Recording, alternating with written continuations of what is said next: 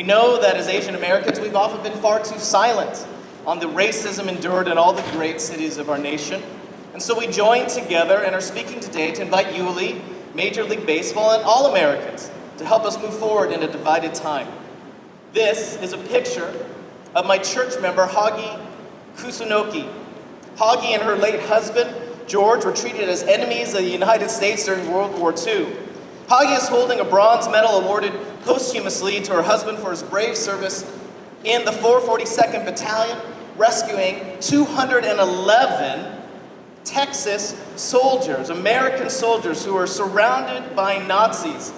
They were outnumbered 4-1.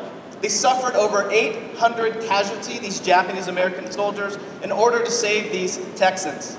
Hagi and George made incredible sacrifices for their country so that we would always remember the pain and injustice that racism can lead to. And so when 40,000 fans give a standing ovation to Yuli after being cleared to continue playing in the World Series, I think that Hagi's story has been forgotten.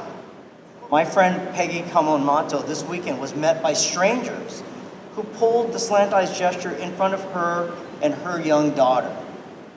I blame the lack of immediate suspension by Commissioner Manfred as a green light for strangers to send racist gestures to mothers and kids. This is not an isolated incident and is increasing as people come forth to share their stories on social media. And the museum wants to add its voice in denouncing the racially offensive actions of Yuli Gurriel.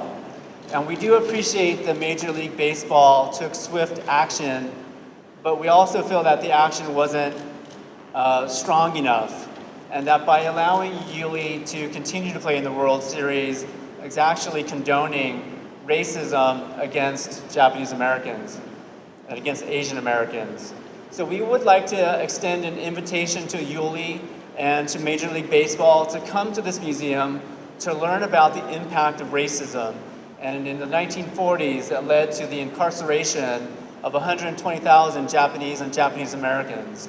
And the government later recognized that it was wrong and apologized for that action. But I think it would be a great opportunity for Yuli and Major League Baseball to come to this museum to learn about that story.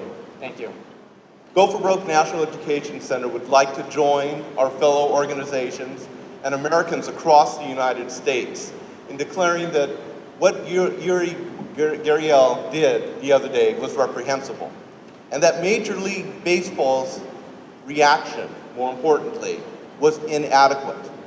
Major League Baseball failed to seize the moment.